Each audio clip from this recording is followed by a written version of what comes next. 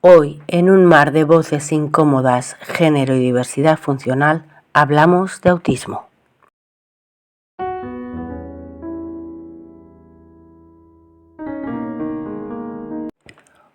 Hoy ponemos voz a una realidad que durante demasiado tiempo ha quedado fuera del foco: el autismo en femenino. Durante años, el autismo se ha pensado, se ha estudiado y se ha diagnosticado con una mirada profundamente masculina. Y eso ha tenido consecuencias muy reales. Mujeres que no fueron vistas, que crecieron sintiéndose raras, rotas o fuera de lugar, y que muchas veces no recibieron un diagnóstico hasta la adolescencia tardía o la vida adulta. No estamos hablando de que haya menos mujeres autistas, estamos hablando de invisibilidad, de infradiagnóstico, de sesgos de género, de sufrimiento sostenido en silencio y también de identidad, de lenguaje y de derecho a nombrarse. Soy Marimar Gómez, gracias por estar aquí un día más. Hoy me acompañan 3 personas del equipo MEIGA. MEIGA es un grupo académico de la Universidad Jaume I, conformado casi en su totalidad por personas autistas. Su línea de investigación se centra en mujeres e identidades de género disidente autistas. Irene García Molina, coordinadora de la línea de investigación de MEIGA, profesora investigadora de la Universidad Jaume I, que siempre ha investigado sobre autismo desde un enfoque neuroafirmativo. Uno de sus focos de interés es la maternidad autista y todo lo que ésta conlleva. Ainhoa Rodríguez Zaira, psicóloga, y desde 2023 colabora con el grupo MEIGA, donde participa en la elaboración de artículos y en proyectos de investigación junto a otras compañeras, siempre con la idea de seguir aprendiendo y generando conocimiento compartido. Además, trabaja como terapeuta en una asociación acompañando a personas dentro del espectro autista y otras personas neurodivergentes en su día a día e intentando crear espacios seguros donde puedan comprenderse mejor, expresarse con libertad y sentirse validadas. Y María Clemente Sánchez, estudiante de doctorado en psicología. Realiza su investigación doctoral sobre autismo y disidencia de género, transgeneridad dentro del equipo MEIGA en la Universidad Jaume I. Otros de sus focos de interés son la teoría Queer Creep y su historia, así como la psicología crítica y afirmativa. Bueno, quiero daros las gracias lo primero por estar hoy aquí y por ayudarme a arrojar luz a un tema tan interesante. Bienvenidos y una vez más agradeceros que estéis aquí para esta conversación tan necesaria. Para quien aún nos conozca, quiénes sois y desde qué lugar os acercáis al autismo. Hola, mi nombre es Irene, pero la verdad es que sí que me gustaría como que este podcast fuera no solo respondiera a una persona, sino que aunque no podamos estar todo el equipo MEIGA, Mujeres e Identidades de Género Disidente Autistas, pues sí presentarlo como tal, ¿no? Y al final lo que es MEIGA es una mezcla de varios ámbitos, ¿no? Desde el profesional, académico, también activista todas y todes, ¿no? Y también desde lo personal, porque al final lo que hacemos desde MEIGA es escuchar vivencias en primera persona, ¿no? Experiencia encarnada, y hacer ciencia a través de ello, porque también se puede y se debe. Entonces, pues seríamos un cúmulo de todo esto, ¿no? De este lugar profesional desde la academia, pero también con vivencias personales y por supuesto, activista. Así que hoy desde MEIGA te vamos a responder yo, Irene, María y Ainhoa. Antes de entrar de lleno en el tema, me gustaría que nos hablarais también de la investigación que estáis realizando, porque me parece una parte muy importante de esta conversación.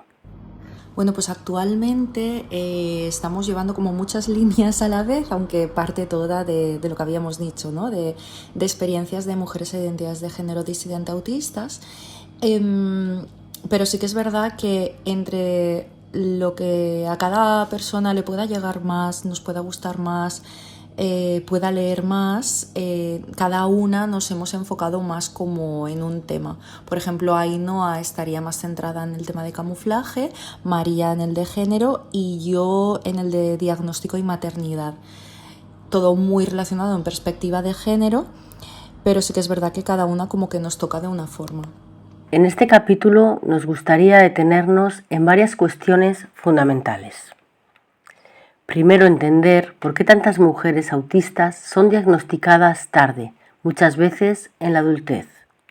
Segundo, analizar cómo la perspectiva de género ha condicionado históricamente la forma en que se define, detecta y acompaña el autismo.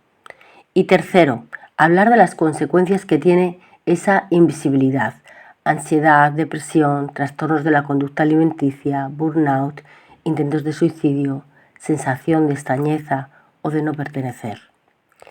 Y también queremos abrir espacio para hablar de lenguaje, de identidad, de diversidad dentro del propio espectro, incluyendo a personas no binarias y trans, y de la importancia de la investigación para seguir nombrando lo que durante demasiado tiempo no se quiso ver.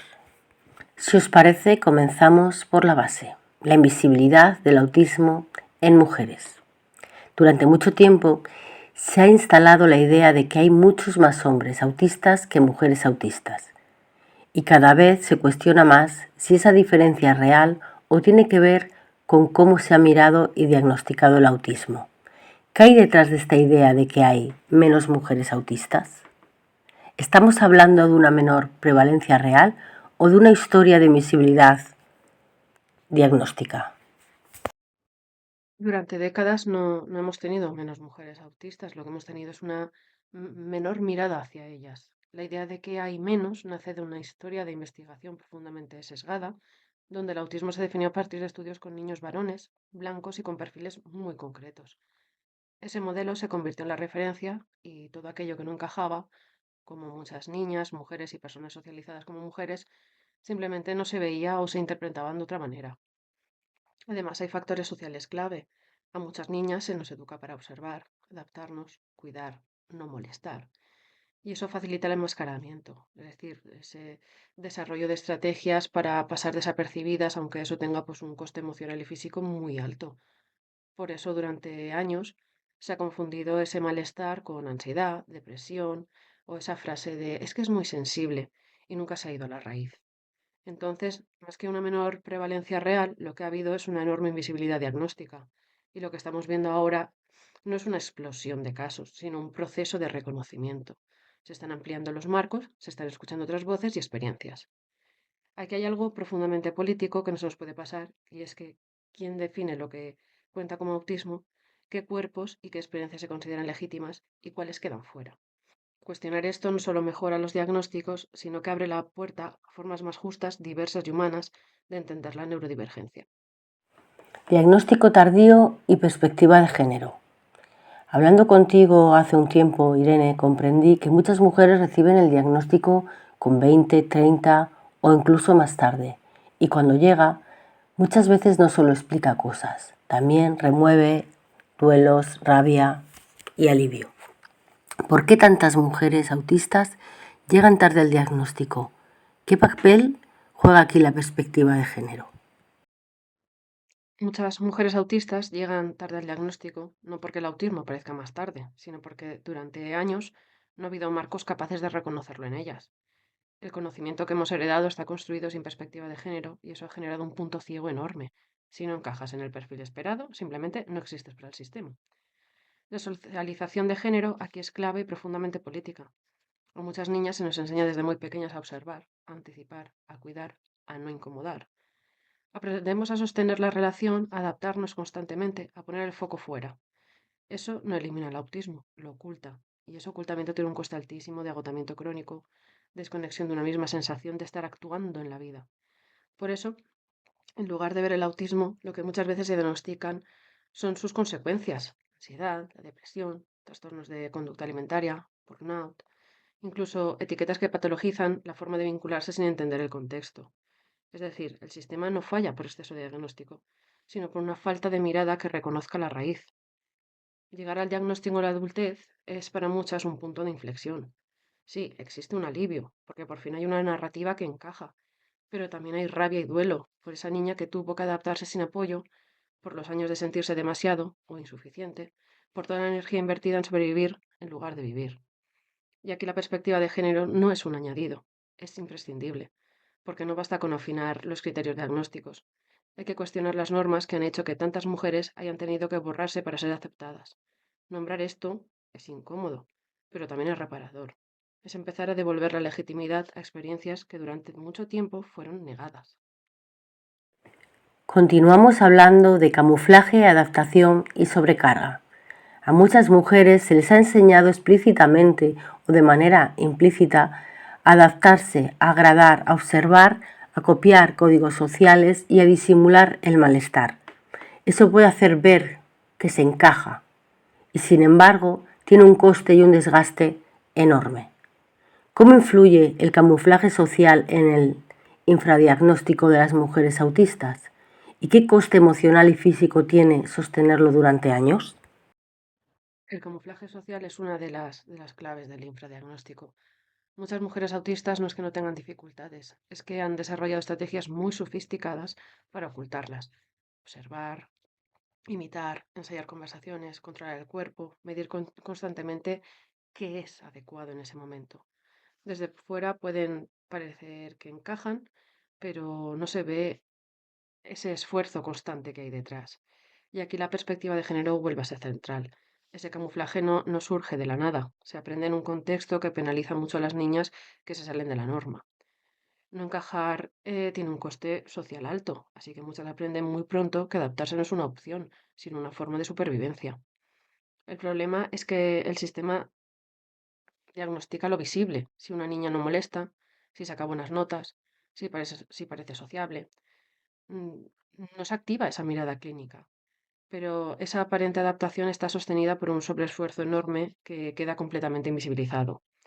Y el coste de sostener esto durante años es muy alto. A nivel emocional, muchas mujeres hablan de agotamiento crónico, ansiedad, sensación de fraude o de no saber quiénes son realmente. Y a nivel físico, ese estado constante de alerta y autocontrol puede derivar en fatiga extrema, problemas de sueño, somatizaciones o burnout.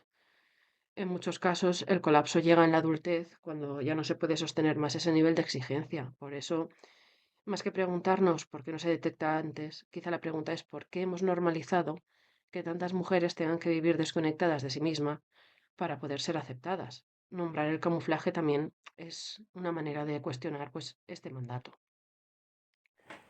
Y seguimos con las consecuencias del no ser vistas. Cuando una persona pasa años sin entender qué le ocurre, o cuando el entorno le devuelve constantemente que es demasiado sensible, demasiado intensa, demasiado rara o demasiado difícil, eso deja huella. ¿Cómo influye el diagnóstico tardío en la salud mental? Pienso en ansiedad, depresión, trastornos alimenticios, autolesiones, intentos de suicidio, agotamiento extremo o en esa sensación de estar rota. El diagnóstico tardío no es solo una cuestión de tiempo, es una cuestión de impacto acumulado. Cuando una persona crece sin un marco que le permita entenderse, lo que suele aparecer es una narrativa de defecto. Hay algo mal en mí. Y esa idea sostenida durante años y reforzada por el entorno, cala y muy hondo. Muchas mujeres autistas no crecen sintiéndose diferentes en un sentido neutro, sino que se sienten defectuosas, excesivas o inadecuadas. Y eso pues tiene consecuencias directas en la salud mental. La ansiedad no aparece de la nada. Muchas veces es el resultado de vivir en hipervigilancia constante, intentando anticipar errores sociales o evitar el rechazo.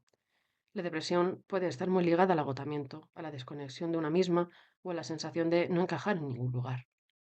Por su parte, los trastornos de la conducta alimentaria, las autolesiones o incluso ideas suicidas no son comorbilidades casuales, sino en muchos casos formas de gestionar o expresar un malestar profundo que no ha sido comprendido ni acompañado. Son pues respuestas a una historia de invalidación, de sobreexigencia y de soledad. Y hay algo especialmente doloroso. Muchas llegan a pensar que están rotas. No tienen, no porque lo estén, sino porque todo a su alrededor ha insistido en que deberían de ser de otra manera. El diagnóstico cuando llega puede abrir una grieta en esa narrativa, permite resignificar la historia, entender que no era un fallo individual, sino un desajuste entre la persona y un entorno que no estaba preparado para sostenerla. Por eso, el hablar de diagnóstico tardío también es hablar de responsabilidad colectiva. No es solo una cuestión clínica, sino que es el resultado de un sistema que no ha sabido o no ha querido ver, validar y acompañar a tiempo. Y eso inevitablemente deja huella. Y si hablamos de maternidad, cuidados y exigencias de género, ¿qué nos encontramos? Aquí hay otra capa muy importante, la maternidad y el peso de los mandatos de género. Se espera que las mujeres cuiden, gestionen emociones, sostengan vínculos, sean flexibles, disponibles y socialmente hábiles. ¿Cómo impactan la maternidad y los mandatos de género en la vida de las mujeres autistas? ¿De qué manera pueden aumentar la sobrecarga, la culpa o la invisibilidad? A ver, en relación a la maternidad, primero si decimos que hay un infradiagnóstico, ¿no? Pues todo ello impacta a un sector de la población bastante grande. Entonces, literalmente está impactando en que muchas personas llegan a la maternidad cuando aún no tienen diagnóstico, ¿no? Entonces, como recapitulando y poniéndonos al principio de todo, ¿no? Cómo empezamos, nosotras realmente llevamos estudiando la maternidad autista desde ahora unos 4 años, que justamente empezó todo pues durante mi embarazo. Entonces como que ha ido creciendo, ¿no? Hemos empezado como por embarazo y hemos terminado en crianza, ¿no? Que es donde estoy ahora mismo, ¿no? Donde me sitúo. Entonces, ¿qué es lo que pasó en investigación? Al principio lo que encontrábamos era que muchas de las personas que también eran madres se habían diagnosticado a través de su hijo varón, ¿vale? De su hijo, porque era como quien conseguía el diagnóstico antes, incluso antes de su madre, ¿no? Es decir, ellas estaban consiguiendo el diagnóstico después de ellos, bien porque se veían reflejadas en ellos, ¿vale? En sus hijos, o bien porque el profesional, pues como iban a consulta, le decían a la madre, vale, mañana te pasas, porque, bueno, mañana o el mes que viene, porque te toca a ti, porque he visto algo, tal, no sé qué, te vienes. Entonces, ¿qué es lo que pasó? Que años después, ¿no? de hacer estas entrevistas, intentamos hacerlas como mucho más personalizadas, cara a cara, ¿no?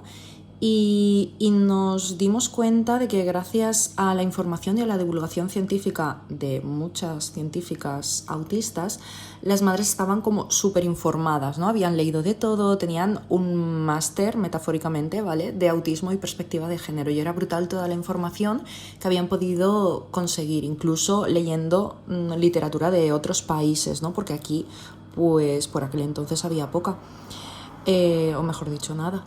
Y eran ellas pues las que habían conseguido el diagnóstico insistiendo mucho, ¿vale? Y además, no solo el suyo, sino que estaban consiguiendo el de sus hijas, incluso antes de entrar a la escuela, lo cual es un súper logro, ¿vale?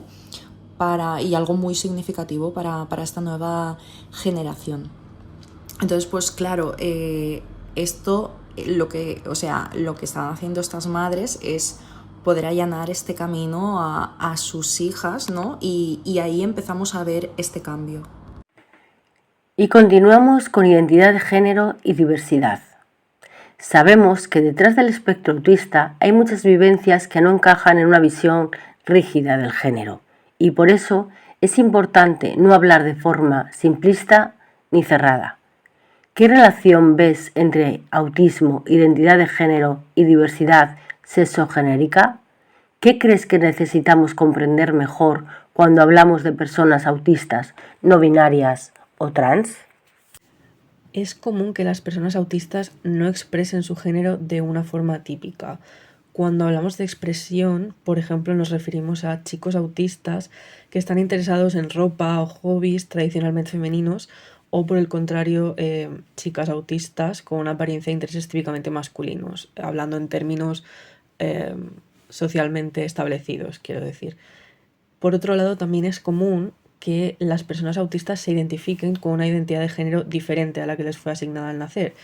Esto ya entramos a hablar en términos de identidades de género disidentes o transgeneridad, ¿no? Se estima que hay un porcentaje amplio de personas autistas que son trans. Algunos estudios apuntan a que la disidencia sexogenérica se da más frecuentemente en la población autista que en la población general. ¿Por qué pasa esto? Pues principalmente porque el género es un constructo social, es decir, las sociedades les hemos dado un significado y una importancia y nos enseñan lo que significa ser un hombre y ser una mujer, qué implica esto y qué características tiene uno u otro. El género, por tanto, no es algo natural. Todas las personas, tanto trans, no trans, autistas y no autistas, aprendemos el género, lo interiorizamos y lo actuamos, o al menos socialmente es lo que se espera que hagamos. Sin embargo, sabemos que las personas autistas tienden a ser de alguna forma, digamos, inmunes a las pautas sociales. No se procesan tan automáticamente y tienen menos relevancia que en las personas no autistas. Un ejemplo de esto es la dificultad para comprender ciertos aspectos de las reglas no escritas de la comunicación en términos de pragmática, como por ejemplo pensamientos del estilo ¿por qué entablar una conversación en el ascensor con alguien que no me interesa? O ¿por qué se considera mal educado no mirar a los ojos cuando me hablan si te estoy escuchando igual? Y en general se percibe como que son constructos sociales que se han decidido así, digamos, unilateralmente y que no siguen una lógica como tal. Por tanto, el aprendizaje y la actuación del género como constructo social también se puede cuestionar e integrarse de una forma diferente con más facilidad que en las personas neurotípicas. Eso lleva a diferentes visiones del género que van a disidir de esta visión del género tradicional o normativa, ¿no? Por ejemplo, pues como decía antes, entender el género como algo ilógico y absurdo que no tiene realmente mucho sentido, o se puede vivir de una manera mucho más libre, ¿no? El género como algo propio, que es personal, que se puede customizar libremente, que no tiene por qué seguir determinados patrones que se han determinado por ellos. El género como algo que causa malestar y que se resiste de una forma consciente, entendiéndolo como una especie de cárcel que limita y a la que no se quiere de alguna manera, digamos, supeditar la persona.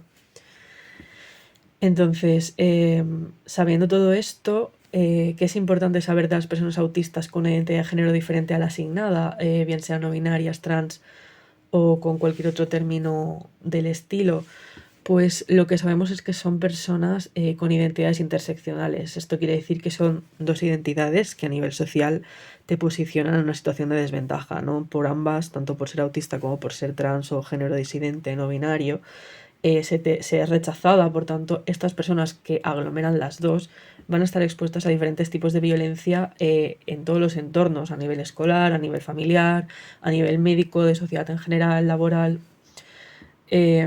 Por tanto, es importante saber que están en una situación de vulnerabilidad, ¿no? Por otro lado, necesitan tener información para explorarse y autoconocerse. Hablamos de acceso a educación, acceso al lenguaje, a que tengan referentes en diversidad sexual y afectiva, tanto a nivel de, pues eso, de parejas como también de identidad de género, y entender que no hablar de algo no lo hace desaparecer, sino que los deja desprotegidos. Por otro lado, entender que un punto clave para su bienestar es la autoaceptación de las dos identidades, tanto la parte autista como la parte trans.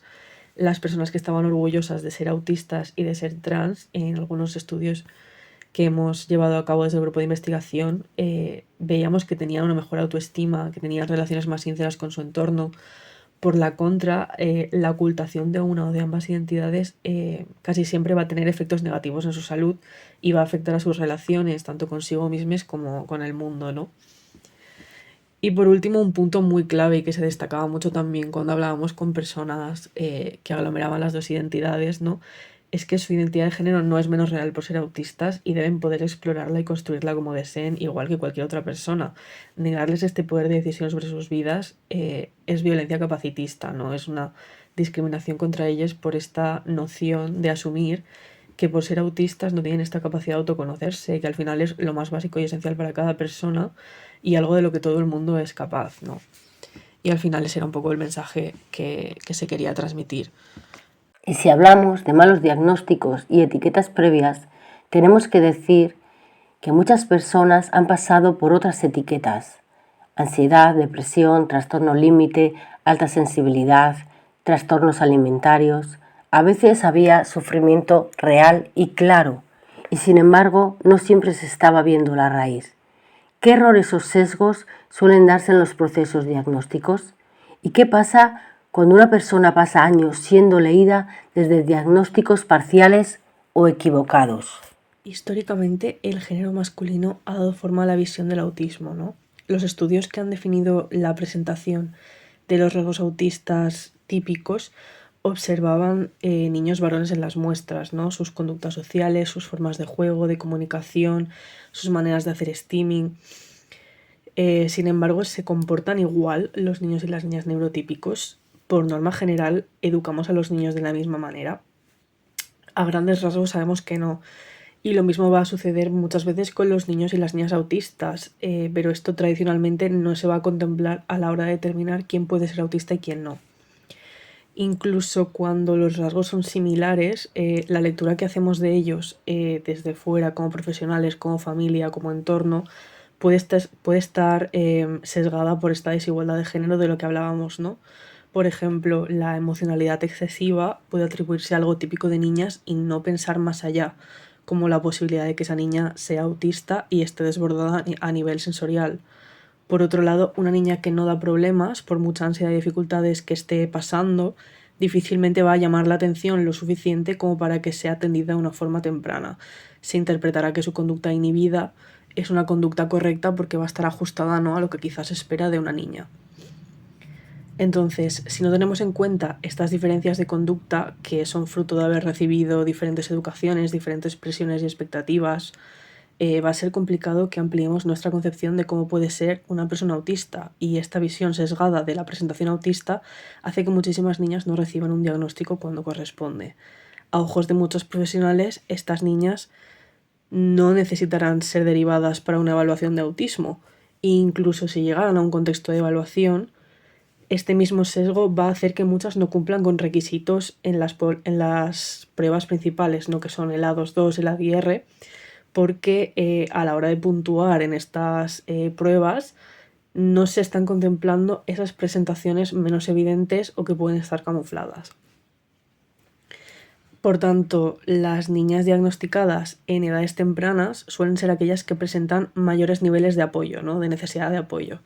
Habitualmente son niñas que tienen una discapacidad intelectual que está existiendo a la vez que el autismo. Es decir, solo se van a diagnosticar tradicionalmente, o eso es lo que nos dice la tendencia, ¿no?, aquellas niñas que tienen unas dificultades muy notables y que no pueden ser ignoradas o atribuidas a otro tipo de factores. Por tanto, la consecuencia es que hay un gran porcentaje de mujeres que recibe su diagnóstico en la adolescencia, en la adultez emergente o ya bien entrada a la adultez, incluso en la vejez. Ahí es cuando vamos a estar hablando de diagnósticos tardíos con todas las consecuencias a nivel de salud mental que se ha comentado antes, ¿no? Y si continuamos hablando de lenguaje, identidad y derecho a nombrarse, hay una cuestión que también me parece importante. Y es, decimos mujeres autistas, mujer con autismo, mujer con TEA, persona autista, persona con TEA, persona con autismo. Aquí no solo hay una cuestión técnica, también hay identidad política y respeto. ¿Qué términos te parecen más adecuados y por qué? ¿Y cómo podemos hablar de esto respetando que cada persona quiera nombrarse de una manera distinta? Sí, a ver, desde lo que es la comunidad autista, siempre se prefiere lenguaje de identidad antes que persona, ¿no? Esto tiene sentido en ámbitos anglosajones, quiero decir, aquí al final del latín, de una lengua románica, al final lo que hacemos es que siempre le vamos a poner persona, pero lo que también podemos decir es autista, ¿no? Yo creo que lo importante al final siempre va a ser preguntar, pero sí que es verdad que todo tiene un sentido, ¿no? O sea, la comunidad lo que refleja es que yo no soy una persona con gafas porque las gafas me las puedo quitar, ¿no? En cambio, la identidad soy yo, ¿no? La identidad va primero en el caso, ¿no?, del autismo. Esto pues a lo mejor no se puede extrapolar a otras discapacidades, ¿vale? Pero sí que es verdad que es como la voz que más se escucha dentro de la comunidad autista. Aún así, pues si es algo cara a cara, tú a tú, ¿no? Al final tienes que preguntar a la otra persona o incluso informarle, mira, sé que esto es así y tal, porque a lo mejor le descubrimos algo que no se había aún preguntado, ¿no? Pero al final es eso, ¿no? Es hablar desde el respeto, sobre todo, vamos, lo primero de todo es no utilizar autista como insulto, ¿no? Y al final, pues un poco apropiarnos, ¿no? Como pasa en tantos movimientos, o sea, es una forma de autodefinirse, ¿no? Y al final también, ¿por qué no? Una forma de sentir orgullo por la identidad. ¿Qué necesitan los sistemas de salud, educación y apoyo? Si estamos hablando de que el problema no es individual, sino estructural, entonces necesitamos respuestas estructurales también. ¿Qué deberían cambiar los sistemas de salud, educación y atención psicosocial para dejar de llegar tarde a las mujeres autistas, a las personas autistas? ¿Qué señales se siguen ignorando hoy? A ver, esta pregunta es muy complicada porque atraviesa muchos sistemas, ¿no? Entonces, sí que es cierto que deben cambiar muchas cosas, que en principio parece que estemos en el camino, pero que a la vez, muchas veces, sobre todo cuando nos reunimos en congresos, cuando hablamos otros profesionales, otros académicos y tal, de diferentes países, nos da la sensación que llevamos 15 años repitiendo un poco lo mismo. Y al final eso también hace mella, ¿no? Porque dices, ¿realmente está cambiando algo? Sí, parece que todo va mejor, parece que se empieza a hablar más, pero ¿en qué sentido también se habla más? ¿O qué se entiende, ¿no? ¿Qué se entiende como inclusión? ¿Qué se entiende desde el sistema de salud, por ejemplo, en tema de perspectiva de género, que seguimos encontrando pues, a profesionales en todos los ámbitos que siguen sin formarse en perspectiva de género, que te van a poner en duda tu diagnóstico? También falta mucha concienciación en el ámbito de la sociedad, ¿no? Familiar, de amistades, porque hay gente que sigue sin salir del armario, porque hay gente que no puede contar porque dice no me van a creer, se van a reír de mí, me van a decir que soy una exagerada, pues para esto me callo, ¿no? Entonces me parece muy muy complicado ahora, conforme está todo, el hecho de cambiar, sobre todo empezar por una concienciación. Todo el mundo debería saber qué es el autismo y qué implica y cómo pues eso, cómo formarse, ¿no? Esta sería como la primera clave. Para finalizar, ¿podríais dejarnos 3 ideas claras para grabarlas en la cabeza y en el corazón de quien nos escucha? A ver, pues ideas clave, pues que, por ejemplo, si conoces a una persona autista, es justamente eso, ¿no? Conoces a una persona autista y esta puede diferir mucho de otra, eso es algo básico. Luego, pues que hay que formarse e informarse para saber más sobre autismo y así pues facilitar este mundo que mayoritariamente parece neurotípico, pero no lo es, ¿no? En el que toca vivir. Y luego una tercera cosa que diría, que a lo mejor no es tan consejo, pero sí que creo que nos afecta, además a todas y a todos, ¿no? De que si hay alguien que está escuchando, ¿vale? Con poder, por favor financia proyectos en perspectiva de género, porque hacer investigación sin financiación es muy, muy complicado.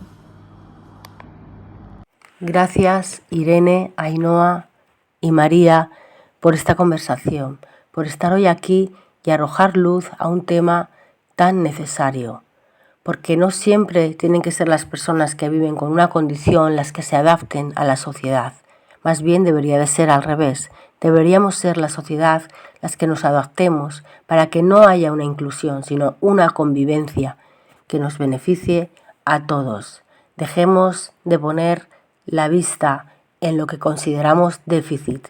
Empecemos a mirar la diversidad con otros ojos y empecemos a buscar soluciones. No eran raras, no estaban rotas, estaban sin nombre, sin mirada y sin diagnóstico.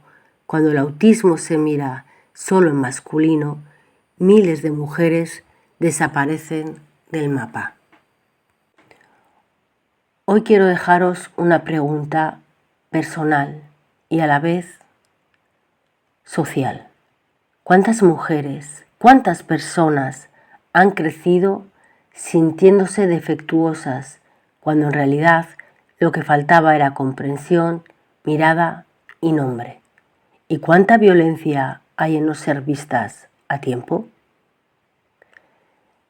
Por favor, compartir este podcast con las personas que creáis puedan estar interesadas en un tema como este, que en realidad es un tema que nos concierne a todos, todas, todes.